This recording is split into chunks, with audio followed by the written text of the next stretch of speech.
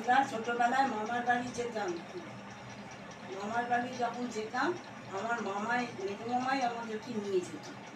আমরা দু বোনেরা পালি করে যেতাম। কখনো আমাকে নিয়ে যেত, কখনো আমার বোনকে নিয়ে যেত।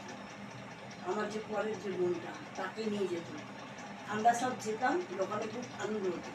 মামার বাড়ি গিয়ে আমরা বই বই করতাম, আর ওখানে গিয়ে চাল ভাজা খেতাম, ঘুরে বেড়াতাম।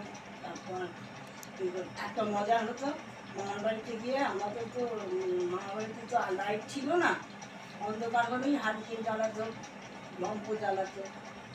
মামার বাড়িতে গিয়ে যখন বলতাম যে উপরে দোতলায় গেছে, ওপরে লাইট নেই, তখন আমার বড় মামা কী করতো, বলতো উপরে ওঠ, সিঁড়ি দিয়ে উঠে ডান দিকে যাক লাইটের সুইচ আছে। লাইটের সুইচ কি না, হারিকেনটাকে ঝুলছে। এই নিয়ে আমাদের খুব মজা হতো, হাসাহাসি।